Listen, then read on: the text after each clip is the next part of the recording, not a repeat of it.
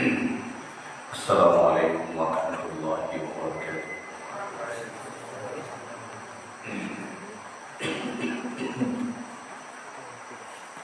Innal hamdalillah nahmaduhu wa nasta'inuhu wa nastaghfiruh wa na'udzu billahi min shururi anfusina wa min sayyiati a'malina.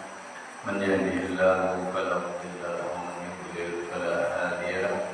Asyhadu an la ilaha illallah wahdahu la syarika lahu wa asyhadu anna Muhammadan 'abduhu wa rasuluh.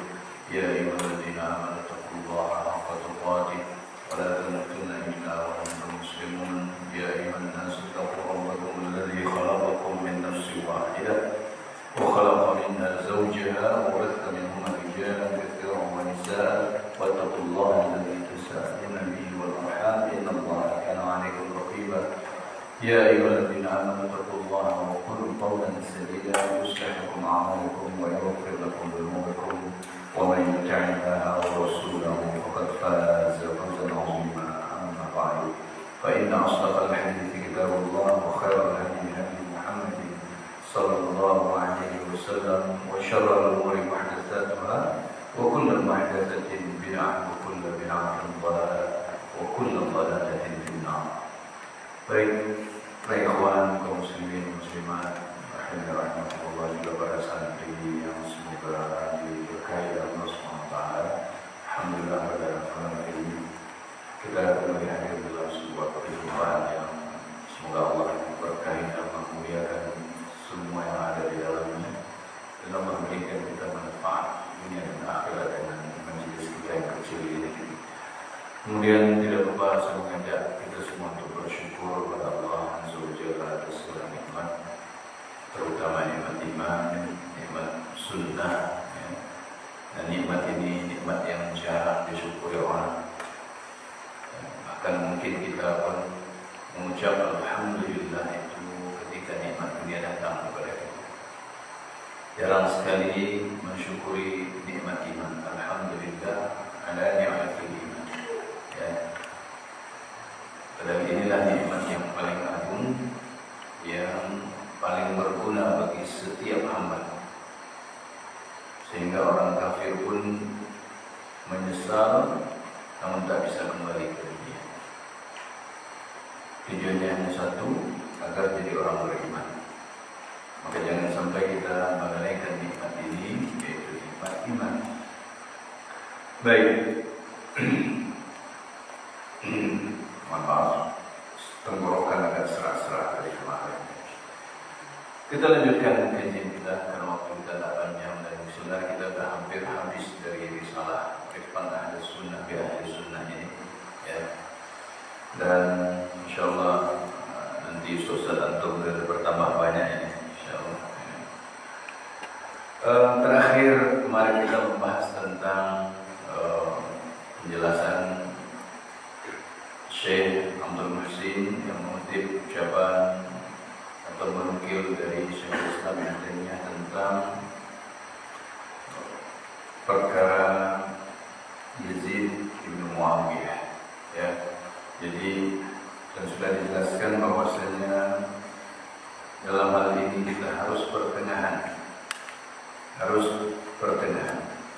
tidak boleh berlebihan dan hendaklah tidak usah menyebut tentang Yazid bin Muawiyah dan tidak boleh memuji kaum muslimin dengan menanyakan apa pendapat engkau tentang Yazid bin Muawiyah. Lalu berdasarkan itulah teman dan musuh itu ditetapkan sebagai ayat. Kata beliau, fa inna hadza min al-bid'ah al-mukhalifah li ahli sunnah wal jamaah. Sesungguhnya ini termasuk bid'ah yang menyelisihi ahli sunnah wal jamaah. Apa yang maksud dengan bid'ah? Mentes orang dengan orang. Maksudnya menurut anda Ustaz Fulan bagaimana? Kalau dia suka, wah ini teman. Kalau dia tak suka, ini musuh. Seperti itu namanya menguji manusia dengan orang. Ini termasuk bid'ah, kata Syekhul Islam Ibnu Taimiyah. Nah ini banyak sekarang. Saya pun bahkan pernah diinfo. Bagaimana pendapat Ustaz tentang Ustaz Fulan? Nah jawab antum nggak tahu, antum kan ustaz. Langsung bahasanya itu nggak sopan. Nah ini orang yang sebenarnya sering membid'ahkan orang lain, ya. Tapi kalau dibantah meradang, repot itu. Nah, ini lebih memuji. Kalau kita pro dengan ustaz dia, teman dia. Kalau enggak, langsung musuh dia. Ini bid'ah malah, ya. Menguji manusia dengan seseorang adalah bid'ah, ya. Bid'ah yang menyelisihi manhaj Ahlus Sunnah. Kemudian beliau juga Syekhul Islam Ibnu Taimiyah, ya, mengatakan dalam Majmu' Fatawa beliau di sini disebutkan jilid 3 halaman 415. Wa kadzalika at-tafriq baina al-ummati wa imtihanuha bima lam ya'murillahu bihi wa la rasuluhu sallallahu alaihi wasallam. Demikian juga memecah belah antara umat dan menguji umat ini dengan suatu perkara yang tidak Allah perintahkan dan tidak pula diperintahkan oleh Rasulullah sallallahu alaihi wasallam. Contohnya ya, ngetes orang dengan orang. Kalau pendapat anda tentang ustaz ini sesuai dengan yang diinginkan, anda teman dia. Kalau tidak sesuai, anda bukan teman dia. Ini justru bid'ah, yang melakukan ini termasuk bid'ah. Kata siapa? Kata Syekhul Islam Ibnu Taimiyah Ahmad bin Abdul Halim, ya, rahimahullah.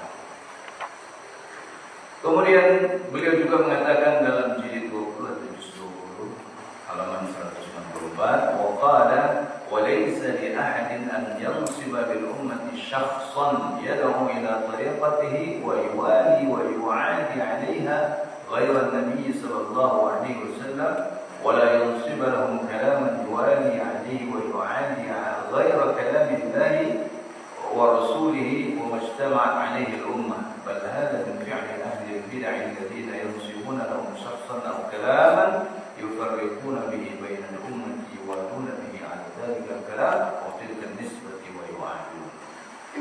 Ya. Dia juga mengatakan dan tidak boleh seorang pun, ya,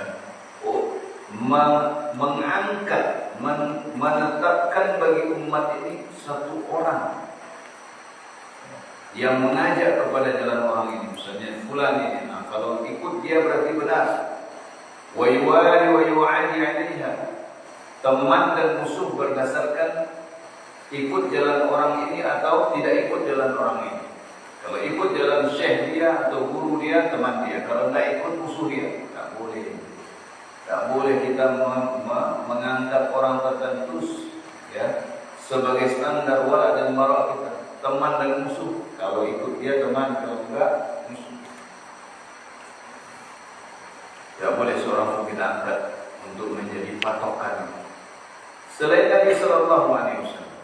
Kalau ada orang mengikuti Nabi Sallallahu Alaihi Wasallam, kita mencintainya, itu iya. Orang yang menentang Nabi Sallallahu Alaihi Wasallam, kita memusuhinya, itu iya. Hanya Nabi Sallallahu Alaihi Wasallam yang boleh kita jadikan patokan, pegang standar kebenaran. Pertemanan dan permusuhan berdasarkan ikut Nabi SAW atau tidak. Selain Nabi SAW tidak boleh. Tidak boleh dijadikan sebagai tokoh sentral, ya, yang wajib diikuti. Kalau diikuti teman, kalau dimusuhi berarti tidak teman. Ya. ولا ينسب لهم كلاما يوالى أو يوالي عليه ويعاني. Dan tidak boleh pula dia menetapkan suatu ucapan, suatu keyakinan, suatu pendapat, ya, berdasarkan pendapat itu dia menyayangi, dia mencintai dan dia memusuhi. Setuju dengan pendapatnya, teman. Gak setuju, musuh. Tidak boleh. Selain kalam Allah dan Rasulih, selain daripada kalam Allah dan Rasulullah sallallahu alaihi wasallam, wa majtama'at alaihi ummah, dan apa yang disepakati oleh umat. Kalau ada orang mencintai kalam Allah, mentaati kalam Rasulullah sallallahu alaihi wasallam dan mengikuti apa yang disepakati oleh umat, kita mencintainya. Kalau mereka memusuhi kalam Allah, meninggalkan kalam Allah, meninggalkan sunnah Rasulullah sallallahu alaihi wasallam, meninggalkan apa yang disepakati oleh umat, kita memusuhi.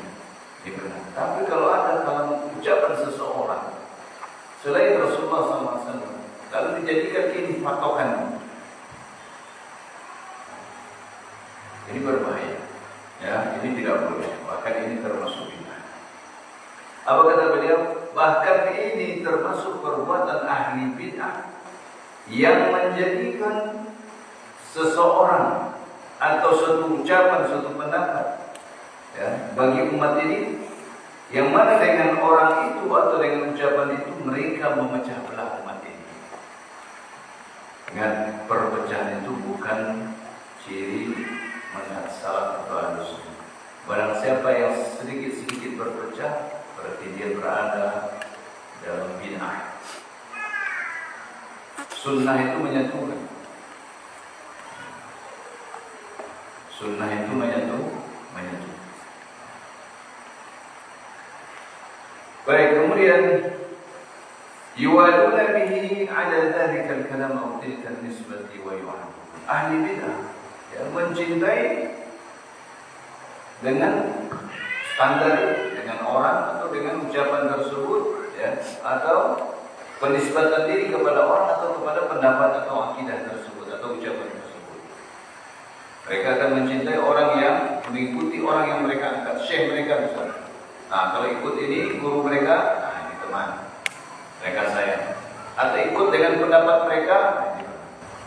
Wa yu'adun, atau sebaliknya mereka justru memusuhi syekhnya, yang tidak setuju dengan pendapatnya.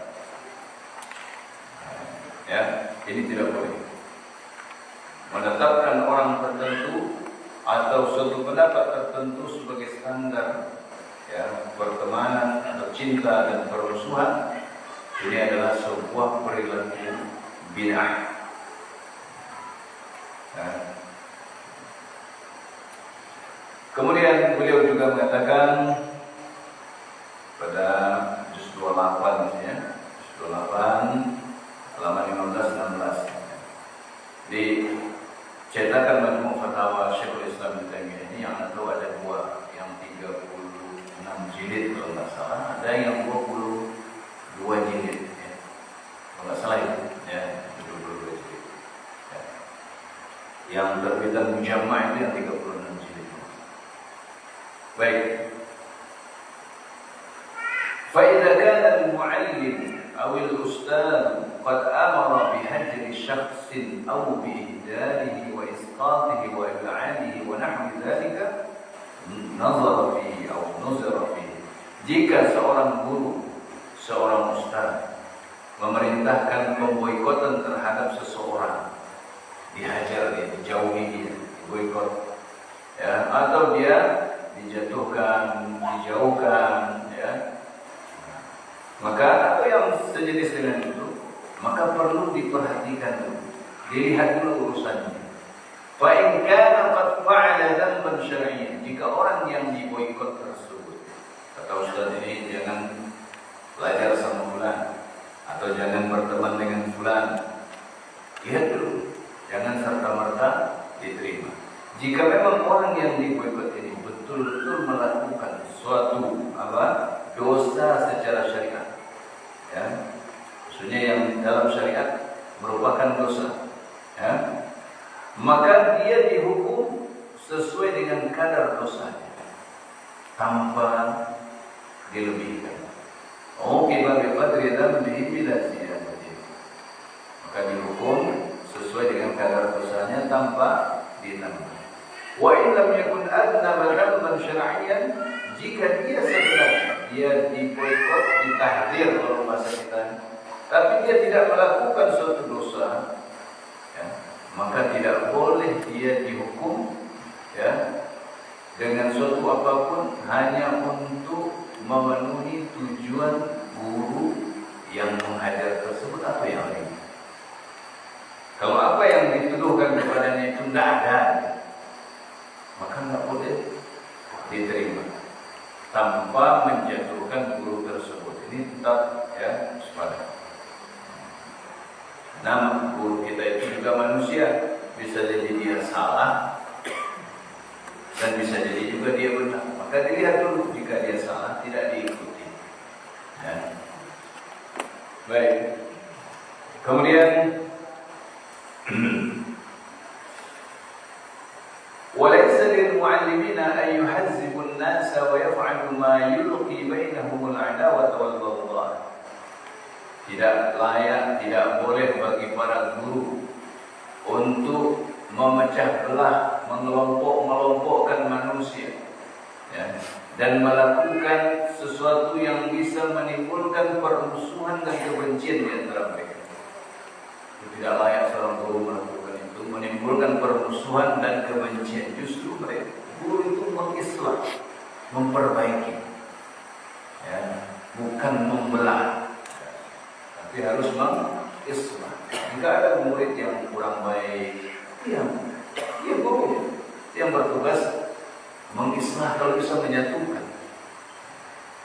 Tidak pantas para guru mengelompok-kelompokkan manusia menjadi berbagai kelompok, memecah belahnya, menimbulkan permusuhan dan kebencian di antara mereka. Bal yakununa mithlal ikhwatil muta'awinina 'alal birri wat taqwa. Tapi hendaklah para guru itu menjadi saudara yang tolong-menolong di atas al-birr wat taqwa, kebajikan dan takwa. Al-birr di sini adalah apa? Kebaikan, perbuatan-perbuatan baik. Ya. Adapun at-taqwa ijtinab an-nawahi, meninggalkan larangan-larangan. Jadi kalau al-birr dan taqwa berkumpul, al-birr bermakna al-ma'murat, yang diperintahkan, ya, at-taqwa ijtinab al-manhiyat, meninggalkan larangan-larangan. Jadi hendaklah tolong-menolong, para guru harus tolong-menolong sesama mereka dalam dakwah, dalam membina ummah, dalam menyatukan barisan, dalam memperbaiki kesalahan, ya, bukan mengelompok-kelompokkan manusia. Kama qala Allah Ta'ala, wa ta'awanu 'alal birri wat taqwa wa la ta'awanu 'alal itsmi wal 'udwan. Dan tolong-menolonglah kalian di atas kebajikan dan takwa, dan janganlah tolong-menolong di atas dosa dan melampaui batas. Ya. Qala al-Hafidz Ibn Rajab fi syarh hadits min husni Islam al-mar'i tarkuhu ma la ya'ni. Al-Hafidz Ibn Rajab Al-Hamdali dalam kitab beliau ketika menjelaskan hadis min husni Islam al-mar'i tarkuhu ma la ya'ni, di antara tanda baiknya Islam seseorang, dia meninggalkan apa yang tidak berguna baginya, tidak memberi manfaat bagi dirinya. Dalam kitabnya Jami' al-Ulum wal Hikam, ini syarah dari Al-Arba'in An-Nawawiyah plus tambahannya, ya, plus tambahannya menjadi 50-an, ya. Pada juz 1 halaman 488, wa hadzal hadits aslun 'azimun min usulil adab. وقد حكى الإمام أبو عمرو بن الصلاح عن أبي محمد بن أبي زيد إمام المالكية في زمانه أنه قال جماع آداب الخير وأزمته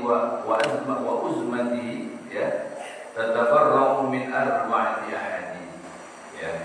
قول النبي صلى الله عليه وسلم من كان يؤمن بالله واليوم الآخر فليقل خيرا أو ليصمت. وقوله صلى الله عليه وسلم من حسن إسلام المرء تركه ما لا يعنيه. وقوله للذي اختصر له في الوصية لا تغضب. وقوله صلى الله عليه وسلم المؤمن يحب لأخيه ما يحب لنفسه. Dia mengatakan bahwasanya hadis ini, hadis min husni Islamil mar'i, ini adalah salah satu dasar, fondasi yang sangat agung, pokok yang sangat besar dari fondasi atau pokok-pokok adab. Sedikit saya tambahkan. Adab itu bagian dari manhaj.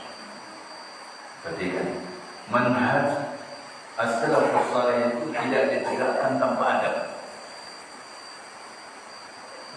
Ya, tidak ditegakkan dengan kata-kata kasar, tidak ditegakkan dengan fitnah, dengan tuduhan, ya, dengan prasangka, tidak. Ditegakkan dengan adab yang mulia, adab yang tinggi. Maka Nabi Sallallahu Alaihi Wasallam disiapkan oleh Allah sebelum menjadi Nabi, menjadi Rasul pun sudah memiliki adab dan akhlak yang mulia. Apalagi setelah beliau menjadi Rasulullah Sallallahu Alaihi Wasallam. Ya. Baik. Jadi ini salah satu pokok, asas, pondasi yang agung dari pondasi-pondasi agama. Dan telah dikatakan, ya, atau diceritakan oleh Imam Abu Amr ibn Salah dari Imam Abu Muhammad ibn Abi Zaid, yang dikenal dengan Ibn Abi Zaid, ya, Imam Al-Maliki Al-Zamani, imam dari kalangan Maliki. Secara fikih beliau bermazhab Maliki, akan tapi akidahnya sama dengan Ahlus Sunnah. Makanya beliau juga mempunyai kitab Syiamul Musyid Qatful Janan, itu syarat Muqaddimah Ibnu Abi Zaid Al-Qayrawani, menjelaskan tentang bahwa walaupun mazhabnya berbeda, Ahlus Sunnah empat mazhab, akidahnya sama. Baik.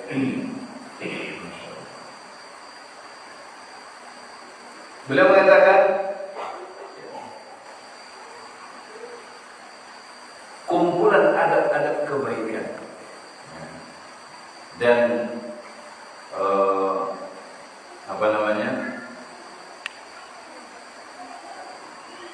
bercabang atau tercabang pada 4 hadis.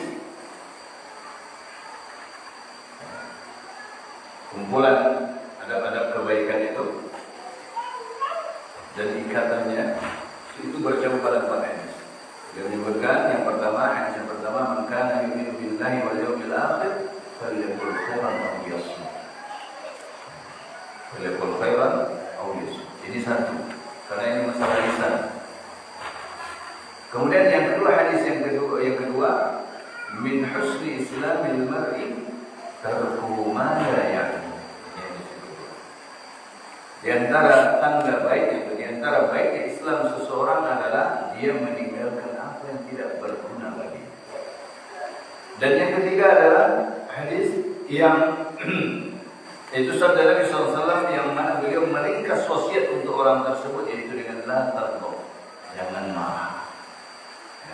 Ketika Abdullah bin Mubarak diminta, tolong sebutkan dengan satu kalimat yang menghimpun segala kebaikan dan membuang segala keburukan.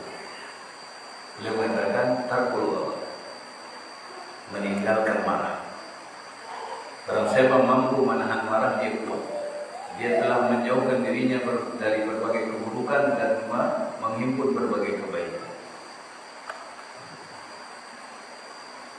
Jadi dengan ucapan ini Abdullah bin Mubarak mengatakan, dia ketika beliau diminta untuk menyampaikan suatu nasihat yang ringkas dalam satu kata, satu kalimat yang menghimpun berbagai macam kebaikan dan menjauhi berbagai macam keburukan.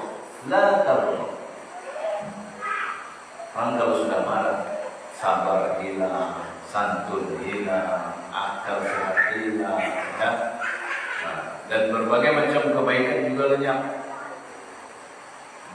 Berbagai macam keburukan datang, banting pintu, banting piring, tinju orang, ya, pukul istri, pukul anak, ya, berkelahi, macam, nuduh orang macam-macam, keluar kata-kata kotor semua.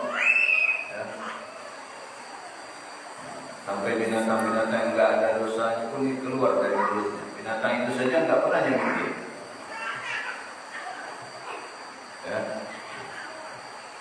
Makanya ada sebuah ungkapan Arab kami belajar dahulu, al-ghadabu awwaluhu jununun wa akhiruhu nadam. Marah itu awalnya gila, akhirnya menyesal. Akhirnya menyesal.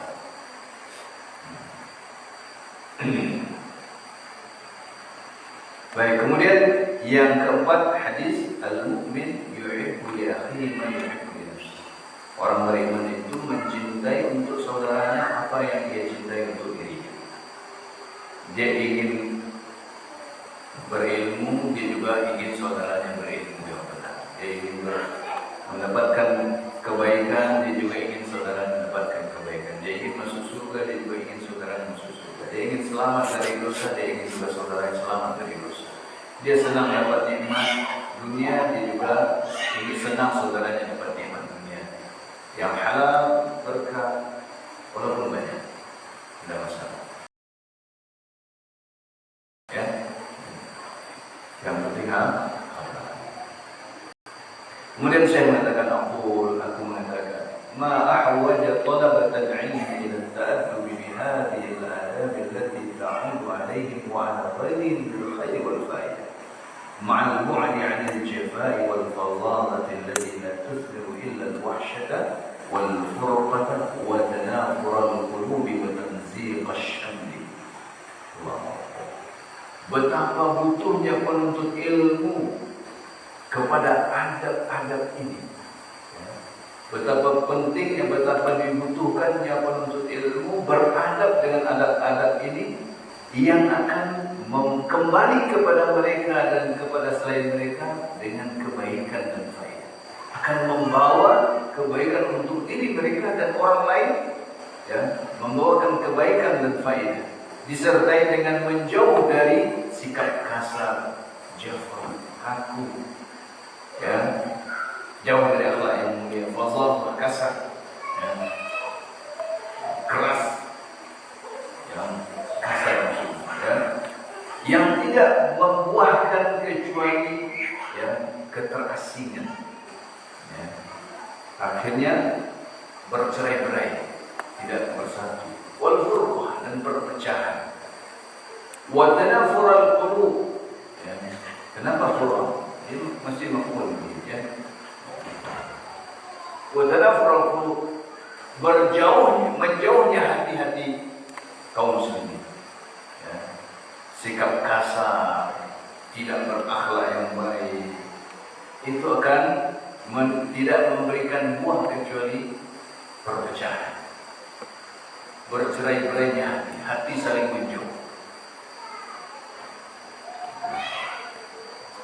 Dan kalau itu terjadi, berarti kita salah. Karena kalau kita benar dalam memahami sunnah dan menerapkan sunnah, pasti kita bersatu.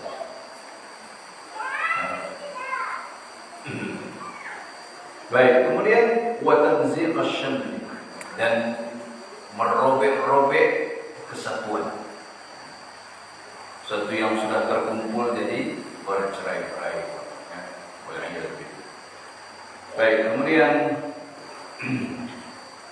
beliau melanjutkan yang kelima, ala kulli talib ilmin nasih li nafsihi ay yu'radu an mutaba'ati ma yunsharu fi shabakati al-ma'lumat al-internet amma yaquluhu ha'ula'i fi ha'ula'i wa ha'ula'i fi ha'ula'i والإقبال عند استعمال شبكة الإنترنت على النظر في مثل موقع الشيخ عبد العزيز بن باز رحمه الله ومطالعة بحوثه وفتاواه التي بلغت حتى الآن 21 مجلدا وفتاوى اللجنة الدائمة التي بلغت حتى الآن 20 مجلدا وكذا موقع الشيخ محمد بن عثيمين رحمه الله ومطالعة كتبه وفتاواه الكثيرة الواسعة.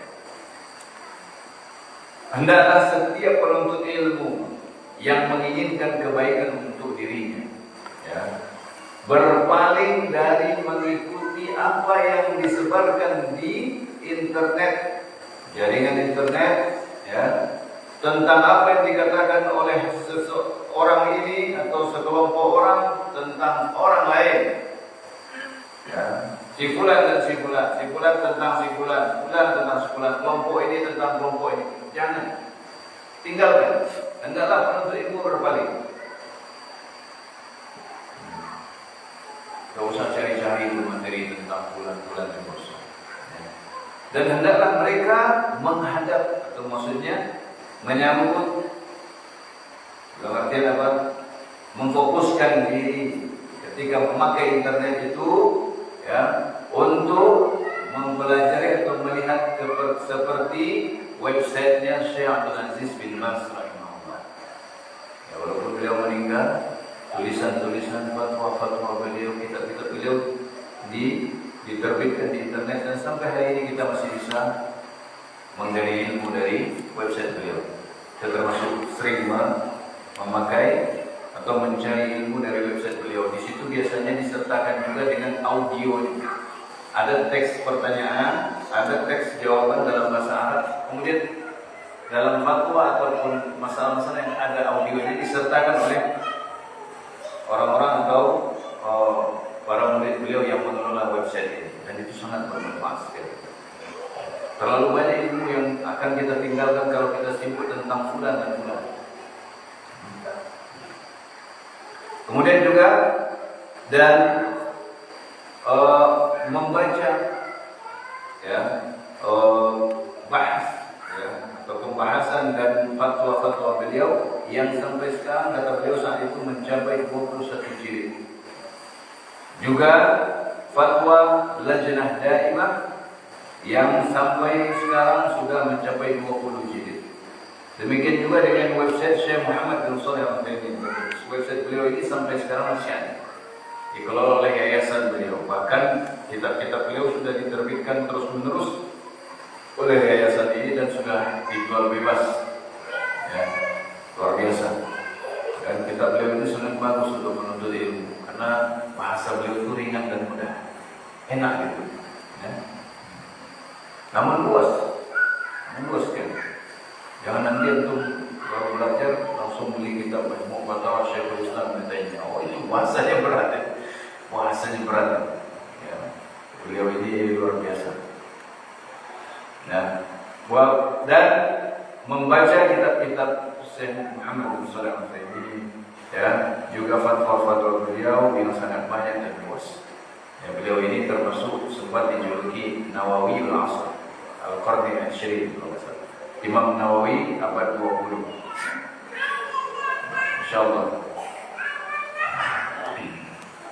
Dan ilmu mereka ini sangat banyak sekali. Kita mungkin belum serjung buku mereka. Sudah sibuk dengan fulan, fulan.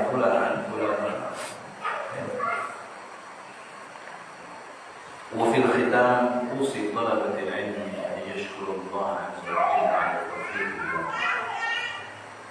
Dan pada penutupan aku berwasiat menasihati penuntut ilmu agar mereka bersyukur pada Allah Azza wa Jalla atas taufiknya kepada mereka.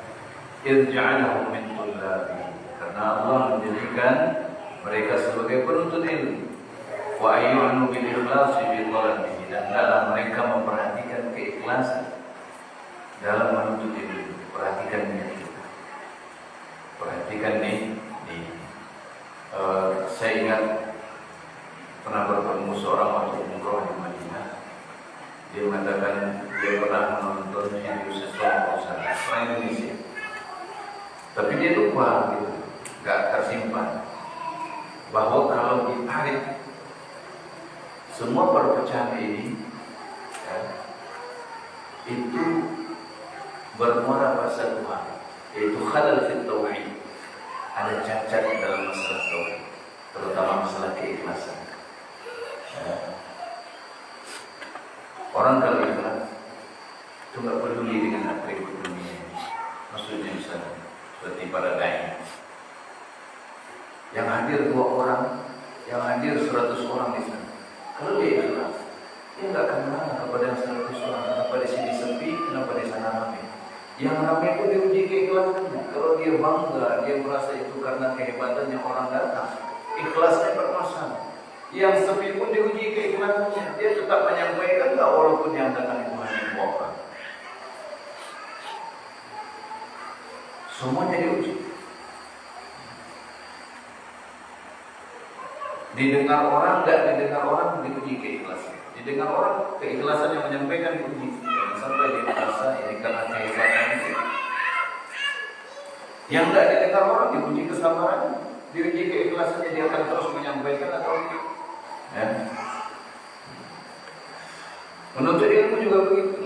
Antum menuntut ilmu untuk apa? Hafal Quran tak? Agar bisa masuk universitas ternama ya, melalui jalur hafal Quran. Ingin bisa begini, bisa begitu. Oh, bisa lomba di sana, bisa lomba di sini. Dapat hadiah haji, umroh dan segala macamnya. Situ. Ya. Perhatikan keikhlasan. Wa yabdulu an-nafsa wan-nafisa li tahsili. Dan dalam mereka mencurahkan jiwa raga mereka dan segala yang berharga mereka miliki, an-nafis, segala yang berharga. Untuk apa? Ditahsili, mendapatkan ilmu. Wa yahfazul awqata fil ishtighal. Dan hendaklah mereka menjaga waktu-waktu mereka untuk menyibukkan diri dengan ilmu.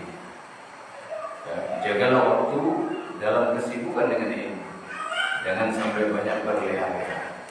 Fa innal ilma la yunalu bil amani wal ikhlali ila al-kasali wal khumul. Sesungguhnya ilmu itu tidak bisa didapatkan dengan berangan-angan, ya, dan bermalas-malasan. Jadi atlet terbahan kalau kata orang. Bermalas-malasan, santai-santai. Atlet terbahan maksudnya kalau tidur aja berjalan. Ukur kasur. Tidak bisa. Memang lelah untuk ilmu. Harus lelah. Dan tidak bisa pula dengan angan-angan. Menghayal, lihat ustaz yang berilmu, lihat syekh datang seorang berilmu, terus saya ingin juga jadi syekh. Tapi malah habis. Ya. Baik. Waqad qala Yahya ibn Abi Katsir al-Yamani, la yustata'u al-'ilm bi rahati al-jism. Ya. Tidak bisa diraih ilmu itu dengan badan yang santai. Dengan membuat santai badan kita ini santai-santai, tapi pengen ilmunya tinggi. Kalau nilai ijazah itu nggak bisa diukur. Orang ijazah itu banyak yang mentek, banyak juga yang diangkat nilainya. Tapi ilmu itu tidak tergantung nilai. Ilmu itu apa yang tidak ada, bukan yang ada di syahadah kita. Baik, Rawahu Muslim, diriwayatkan oleh Muslim dalam sahihnya dengan sanad kepadanya ketika ia sedang menyampaikan atau membawakan hadis-hadis tentang waktu salat. Dan waqad jaa fi kitabillahi ayat, dan terdapat dalam kitabullah banyak ayat, dan dalam sunnah Nabi sallallahu alaihi wasallam hadis-hadis yang banyak yang menunjukkan tentang kemuliaan ilmu dan keutamaan ahli ilmu. Antaranya seperti firman Allah Ta'ala, syahidallahu annahu la ilaha illallah wa wal malaikatu wa ulul ilm. Ini tentang persaksian tentang tauhid. Allah persaksikan, ya, Allah ikut sertakan ahli ilmu di dalam persaksian tersebut, menandakan kemuliaan ahli ilmu. Ya. Dan juga firman Allah, qul hal yastawi alladziina ya'lamuuna wal ladziina la ya'lamuun. Katakanlah, apakah sama orang yang berilmu dengan orang yang tidak berilmu.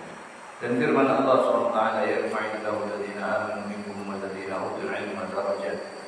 Allah pasti mengangkat orang-orang beriman di antara kalian dan orang-orang yang berilmu dengan beberapa derajat. Dan firman Allah SWT, wa qur rabbi zidni 'ilma, dan katakanlah wahai Muhammad, wahai Tuhanku, tambahlah aku ilmu. Dan ini satu-satunya yang Allah perintahkan kepada Nabi Muhammad SAW untuk minta tambah, yaitu tambah ilmu. Bagaimana dengan kita?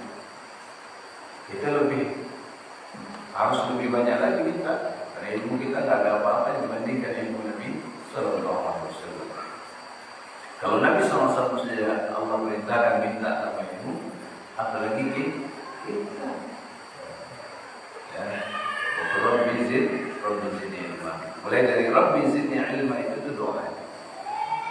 Dan tidak pernah Allah memerintahkan Nabi berdoa minta tambah harta, ya, dan segala macamnya dari dunia ini.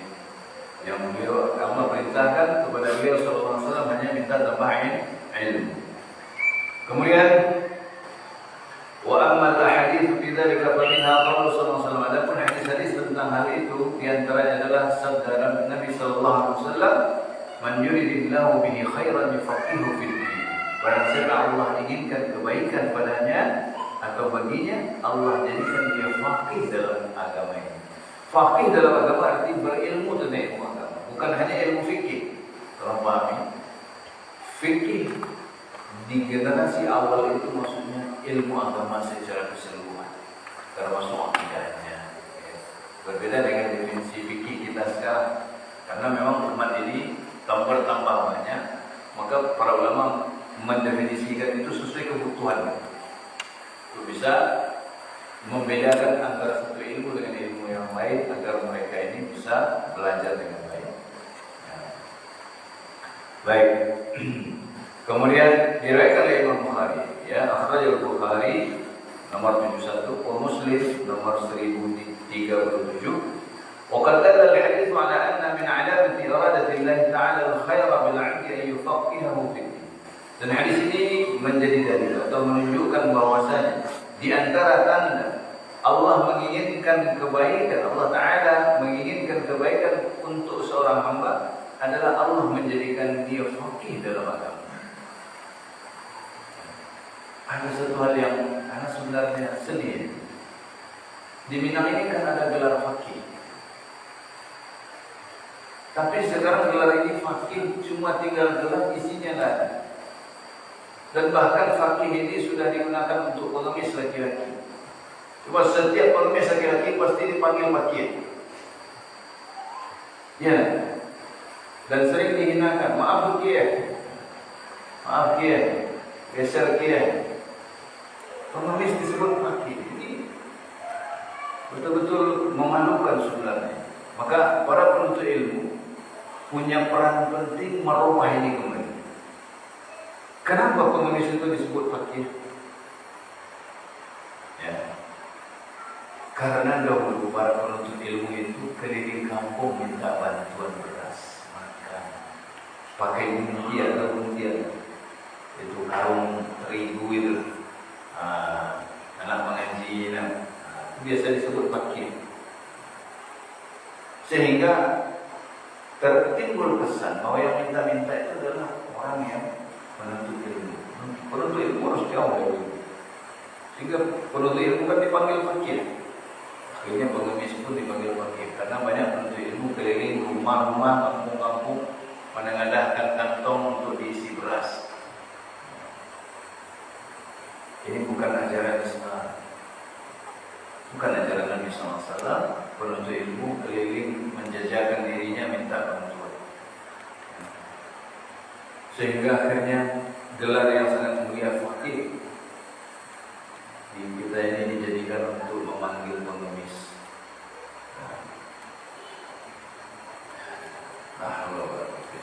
Pasti kalau kita meminta pertolongan pada Allah ini akan bisa berubah. Baik, kemudian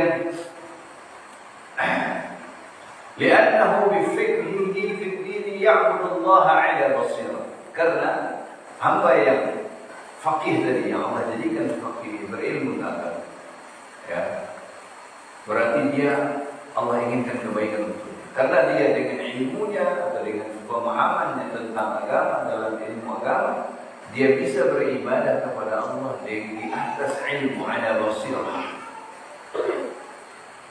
Beribadah itu gak bisa serampangan. Dua hal yang penting ini. Siapa yang diibadahi dan bagaimana beribadah kepada-Nya. Ini nampak dua kalimat syahadat. Asyhadu an la ilaha illallah, itu penetapan bahwasanya tidak ada yang kita ibadah kecuali Allah dan mengingkari ibadah kepada selain Allah. Kemudian wa asyhadu anna Muhammadar Rasulullah, itu penetapan bagaimana cara kita beribadah kepada Allah. Dengan apa yang diajarkan, disunnahkan oleh Rasulullah SAW. Jangan sampai nanti ada orang mengaku beribadah kepada Allah lalu dia sholat sesuka hatinya. Maka tidak sah. Makanya syarat diterima ibadah itu dua kata ulama: ikhlas, tauhid, kemudian mutaba'ah atau sesuai dengan sunnah Nabi Sallallahu Alaihi Wasallam. Kalau dia berilmu, dia akan berada di atas basirah ketika beribadah kepada Allah. Wa yad'u ghairahu 'ala basirah, dan dia berdakwah mengajak orang lain 'ala basirah, di atas ilmu. Karena ada orang tobat hari ini, besok sudah dakwah.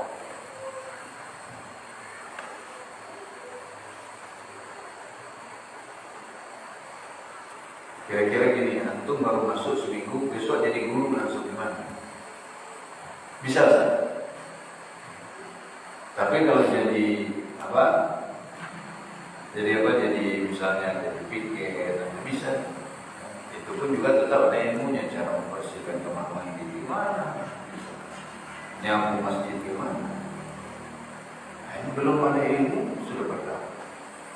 Nah, ini kerusakannya lebih besar daripada kebaikan. Dan sabda Nabi sallallahu alaihi wasallam, "Khairukum man ta'allama al-Qur'an wa 'allama." Sebaik-baik kalian dalam mempelajari Al-Qur'an dan mengajarkannya. Rawahu Bukhari nomor 5027. Sebaik-baik kalian, yang paling baik di antara kalian adalah mempelajari Al-Qur'an dan mengajarkannya. Ini harus menjadi akidah bagi kita. Dan ini juga PR besar kita.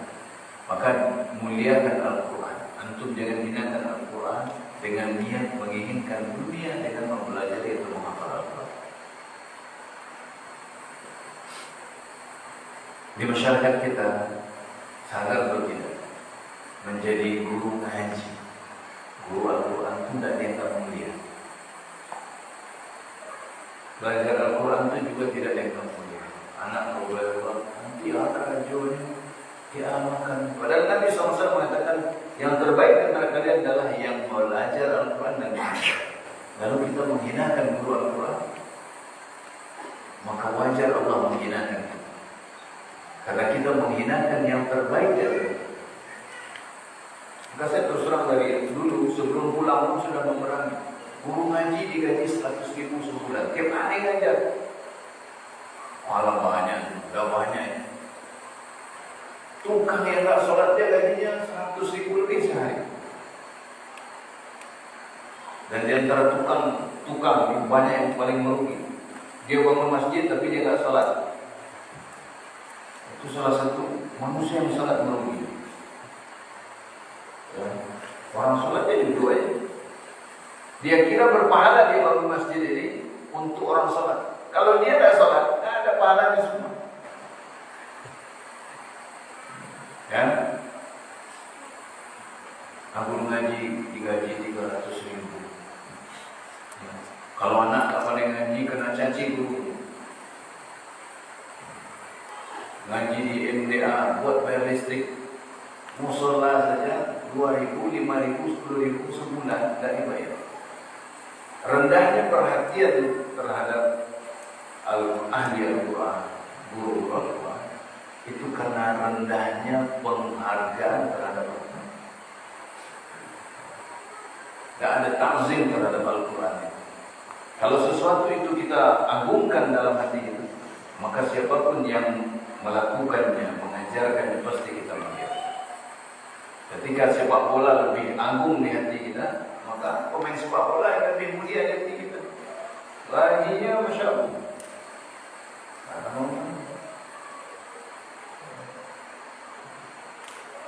Jadi wajib kita imani yang terbaik antara kita adalah mengajar dan belajar Al-Quran dan mengajar, menghafalnya, memahami isinya, mengamalkannya, ya, dan mengajarkannya, dakwahkannya.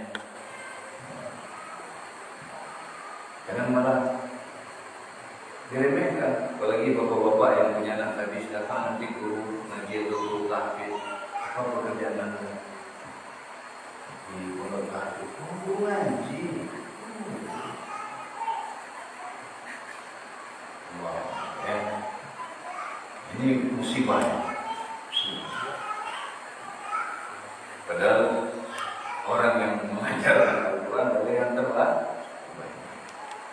Wajar kalau kita masih hina, karena kita pun menghinakan kalam Allah dan ahli.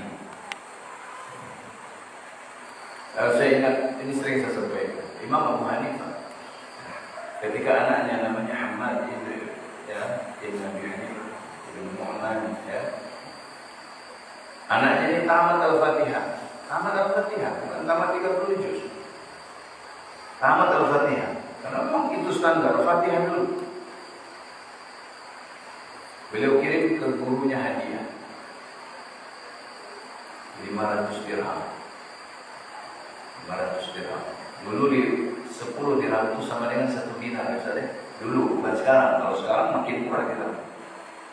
Sekarang ini murah sekali itu. Dulu itu 10 dirham sama dengan 1 dinar. Kita bagi aja 10, nilainya berarti sekitar 50 dinar. Gurunya tidak mau menerima begitu saja. Dia bertanya, loh kok saya dikasih banyak sekali? Kenapa saya dikasih? Imam Abu Hanifah justru mengatakan, hanya ini yang ada pada kami saat itu. Andai kan kami punya lebih, sekarang kami berikan semua pada. Nah, itu penghargaan kepada guru Al-Quran. Padahal hanya tamat Al-Fatihah. Bukan Al-Fatihah, hanya Al-Fatihah. Ini yang kalamullah ya. Kalamullah. Ini yang biasa. Kalau sekarang guru ngaji minta tambah ngaji, juga nanti gak banyak itu. Mau cari kemana lagi 300.000. Marahin anak muridnya, ditempelin oleh wali muridnya, ditempelin gurunya. Kalau dulu orang tua itu datang bawa anaknya, orang datang ke guru. Assalamualaikum ya Tuhan, ini anak saya, tolong diajar agama, diajar saya. Ini rotan, jangan ragu betul dia. Rotan saya beri. Makanya guru ngaji dulu itu rotan banyak di rumah. Oleh muridnya datang bawa rotan. Sekarang dimarahin dikit ya, mencubit aja enggak. Hak asasi manusia, produk Amerika juga. Baik, kita ini dikibulin. Makanya kembali kepada Al-Quran agar kita muliakan hak asasi manusia. Yang paling banyak melanggar hak asasi manusia itu mereka. Belanda 350 tahun di Indonesia menjadi pengadilan HAM di Den Haag Belanda. Nah, ini namanya maling bikin pengadilan.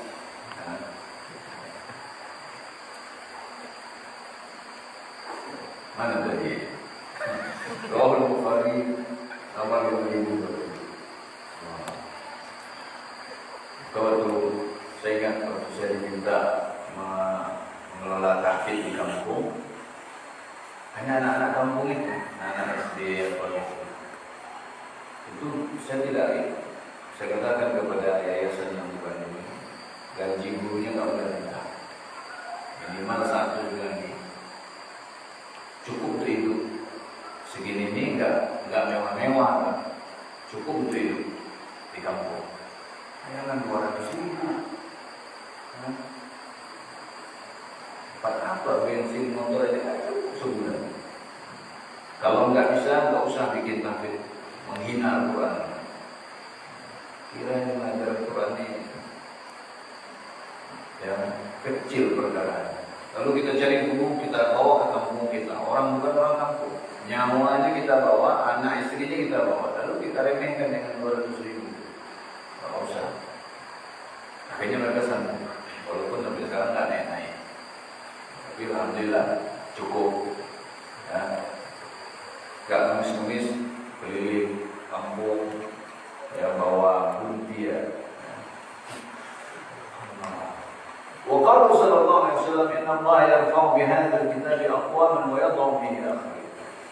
Ya, hadis riwayat Imam Muslim nomor 817. Ini kisahnya Umar ketika bertemu gubernur Makkah di luar Makkah, Umar bertanya, kemana kamu? Siapa yang kau tinggalkan di Makkah menggantikanmu dalam urusan kepemimpinan rakyat Makkah? Oh, ada Ibnu Abi Hamzah. Siapa itu Ibnu Abi Hamzah? Ya, dia mantan budak. Loh, kok mantan budak? Tapi dia hafal Al-Quran. dia tahu faraid ilmu wajib, dia bisa menjadi hakim dalam perkara manusia. Dia hafal Al-Quran, dia paham syariat. Maka Umar mengatakan, "Wahai Nabi kalian, ya, telah bersabda, Inna Allah yarfa'u bihadzal kitabi aqwaman wa yadh'u bihi." Sesungguhnya Allah meninggikan derajat beberapa kaum dengan kitab ini. Mantan budak bisa menjadi mulia karena dia berilmu tentang Al-Quran. Dan orang terhormat bisa hina karena dia jauh dari Al-Quran. Allah merendahkan dengan Al-Quran ini kaum yang lain. Siapa yang Allah rendahkan? Yang berpaling dari Al-Quran. Ya. Baik. Dan sabda beliau sallallahu alaihi wasallam, "Nadhara Allah imra'an sami'a maqalati fawa'aha wa addaha kama sami'a." Ya, wa haditsul mutawatir. Semoga Allah mencerahkan orang, wajah orang yang mendengar ucapanku lalu dia menghafalnya, memahaminya, dan dia kemudian menyampaikannya sebagaimana dia mendengarnya. Dan ini adalah hadis mutawatir. Datang dari lebih 20 orang sahabat. Disebutkan riwayat-riwayat mereka semua dalam kitabku Diras Hadis Nadhara Allah imra'an sami'a maqalati riwayat dan riwayat. Ini kitabnya Syekh Abdul Muhsin Al-Abbad hafizahullah. Dan sabda beliau sallallahu alaihi wasallam, masih ada waktu kita kan? Masih ya? Kita lanjut aja. Sabda beliau sallallahu alaihi wasallam, "Man salaka tariqan yatlubu fihi 'ilman salaka Allah 'azza wa jalla bihi tariqan min turuqil jannah. Wa innal malaikata la tad'u ajnihataha ridan li talibil 'ilmi wa innal 'alima la yastaghfiru lahu man fis samawati wa man fil ardi." Ya. Al-hadis al-thani 'ashar min al-arba'in bin-Nawawi. Baik. Terlewat ini ya. ومن في الأرض والحيتان في جوف الماء وإن فضل العلم على العبد كفضل القمر ليلة البدر على سائر الكواكب وإن العلماء ورثة الأنبياء وإن الأنبياء لم يورثوا دينارا ولا درهما ورثوا العلم فمن أخذه أخذ بحظ وافر. وهو حديث حسن لغيره أخرجه ابن داود nomor 3628 وغيره ya. Hadis ini yang terakhir ini kita baca ini, barang siapa menempuh jalan ya, dia menuntut ilmu dalam perjalanannya tersebut, dia Allah mudahkan baginya, Allah bukakan baginya jalan dari jalan-jalan surga. Ilmu itu jalan menuju surga. Dengan ilmu orang tahu mana yang membimbing dia ke surga, mana yang bukan. Hadis ini ada seseorang yang berangkat dari Madinah ke Damaskus hanya untuk menemui Abu Darda, untuk mendengar langsung dari Abu Darda riwayat hadis ini dengan berbagai matannya, perbedaan lafadznya yang tidak merubah makna. Dia datang, ketika datang Abu Darda bertanya, "Untuk apa kau ke sini?" Aku mendengar sebuah hadis engkau menyampaikan dari Nabi SAW. Tidak ada kepentingan dagang? Enggak. Niaga? Enggak. Ada hajat yang lain? Enggak. Lalu untuk apa? Dari Madinah ke Damaskus. Berapa kilo itu? Lebih 1000 kilo. Dulu di zaman masih hidup Abu Darda. Pakai apa itu? Pakai sayap? Ya. Paling-paling pakai unta, pakai kuda. Bayangkan berapa lama menempuh perjalanan hanya untuk mendengar satu hadis dari Rasulullah, hadis ini tentang menuntut ilmu. Dan sesungguhnya para malaikat merendahkan sayap-sayapnya sebagai tanda ridha kepada penuntut ilmu. Dan sesungguhnya orang yang berilmu meminta ampun baginya siapa yang ada di langit dan ada di bumi sampai ikan yang ada di dalam air. Dan sesungguhnya keutamaan orang yang berilmu dibandingkan orang yang ahli ibadah seperti keutamaan bulan di malam bulan purnama dibandingkan seluruh bintang-bintang. Ya. Dan sesungguhnya para ulama adalah pewaris para nabi. Dan sesungguhnya para nabi tidak mewariskan dinar dan dirham, akan tetapi mereka mewariskan ilmu. Maka barang siapa mengambil ilmu tersebut, maka dia telah mengambil keuntungan yang banyak. Ya. Jadi Abu Hurairah pernah masuk pasar Madinah, mengatakan, kenapa kalian masih sibuk di pasar ini, sementara warisan Nabi dibagikan di masjid? Berbondong-bondong pedagang itu ke masjid. Sampai di masjid, mereka tak lihat ada orang bagi-bagi warisan. Terus mereka pulang, wahai Abu Hurairah, tak ada. Lalu apa kalian di masjid? Ada majelis-majelis ilmu, orang belajar ini, pojok sini, di sana. Ya, itu warisan Nabi ilmu. Dibagi-bagikan, kalian malah masih asik dengan dunia. Dan pewaris Nabi itu adalah para ulama, termasuk dakwah. Ini perlu kita ingatkan. Dakwah ini harus dibimbing oleh ahli ilmu. Dakwah ini memang dakwah merdeka, tapi bukan berarti mereka setiap orang berhak melakukannya. Pahami makna merdeka itu. Bukan merdeka suku-suku awak, bukan. Ya. Harus dilakukan oleh ahli ilmu. Ada ustaz kita, ya, saya Yazid, itu saya salut dengan sikap beliau. Beliau tidak mau datang ke suatu daerah kecuali diundang oleh ustaz di daerah itu. Kalau ikhwan kan, kenapa? Dakwah ini harus ahli ilmu yang melakukan, ahli ilmu yang mengurusnya, ahli ilmu yang membimbingnya, bukan IO, event organizer, bukan ikhwan. Misalkan ustaz, ini akan menimbulkan kekacauan dan perpecahan, dan itu yang terjadi. Maka beliau kalau diundang, misalnya ke Sumatera Barat, beliau Ustaz Elfi yang harus undang. Untuk apa? Untuk mendatangkan masalah meninggalkan orang. Kalau beliau datang saja diundang siapa, bisa jadi terjadi benturan jadwal kajian, tampil akbar atau benturan di satu tempat. Sementara kita ini masih sempit dada kita melihat ada kajian, langsung. Kalau sepi marah pada yang ramai, kuat, ya. Harus dibimbing ahli ilmu, dibawa arahan ahli, bukan sembarangan.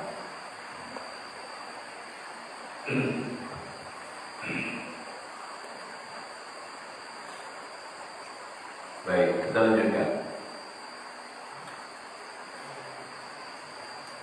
Ini hadis hasan yang ini dikeluarkan oleh Abu Daud, diriwayatkan Imam Ahmad dengan nomor 3628 dan yang lain-lain. Dan silakan lihat takhrijnya Sahih Targhib wa Tarhib nomor 70 dan tahqiq komentar atas Musnad Imam Ahmad nomor 21715. Ya. Dan Al-Hafidz Ibnu Rajab telah menjelaskan hadis ini dalam satu juz tersendiri. Ya. Dan jumlah pertama waradat fi hadis fi Sahih Muslim. So, jumlah pertama yaitu man salaka tariqan yatlubu fihi man salaka Allahu azza wa jalla bi tariqan min turuqil jannah. Ini ada dalam Sahih Muslim kata Syekh Abdul Muhsin rahimahullah. Wa qala sallallahu alaihi wasallam idza mata al-insan inqata'a anhu 'amaluhu illa min thalathatin. Ini lanjutannya beberapa hadis tentang keutamaan ilmu menuntut ilmu ini. Jika manusia itu meninggal, maka terputus darinya amalnya kecuali 3, illa min shadaqatin jariyatin, kecuali dari sedekah jariyah, atau ilmin yuntafa'u bihi, atau ilmu yang bermanfaat, atau waladin salihin yad'u lahu, atau anak yang saleh berdoa. Salah satunya adalah ilmu. Menunjukkan keutamaan ilmu dan menuntut. Hadis riwayat Imam Muslim nomor 1631. Dan sabda Nabi SAW, "Man da'a ila hudan kana lahu min al-ajri mithlu ujuri man tabi'ahu, la yanqusu dzalika min ujurihim syai'an." Barang siapa yang menyeru kepada kebenaran petunjuk, maka bagi dia pahala seperti pahala orang-orang mengikutinya. Tidak mengurangi sama sekali pahala mereka yang mengerjakan, yang mengikuti mereka sedikit pun. Dan barang siapa yang mengajak kepada kesesatan, man da'a ila dhalalatin kana 'alaihi min al-ithmi mithlu athami man tabi'ahu. Barang siapa yang mengajak kepada kesesatan, maka baginya dosa seperti dosa-dosa orang-orang yang mengikutinya, dan tidak mengurangi sama sekali dosa-dosa mereka sedikit pun. Jadi tidak dikurangi dosa yang melakukan, tapi yang mengajak dapat dosa sebesar dosa orang yang melakukan tersebut. Hadis riwayat Imam Muslim nomor 2674. Baik, masih ada waktunya? Sudah masuk? Sudah lewat? Sudah lewat. Baik, kita cukupkan itu sekian. Ya, InsyaAllah kapan diselesaikan Ustaz? Sampai halaman berapa ini? Ini kok masih banyak ya? Ya sudah, ada halaman 1, 2, 3, 4, 5, 6, 7, 8, 9, sekitar 10 halaman kurang. Apa? Ya, ada takmilahnya, ada tahdir min imtihan, bid'ah imtihan nas bil asqas, masuk. Ya, kemudian juga yang terakhir ada tahdir min fitnatil tajrih wa tadbih. Diselesaikan sampai situ saja. Ada jadi duanya lagi? Oh, 6. Belum dapat itu. Ya, insyaAllah nanti Ustaz Kamal yang ada yang jadi kita selesaikan kitab ini saja. InsyaAllah semoga Allah mudahkan. Mohon maaf atas segala kekurangan. Barakallahu lakum. Subhanallah wa bihamdika asyhadu an la ilaha illa anta astaghfiruka wa atubu ilaik. Wassalamualaikum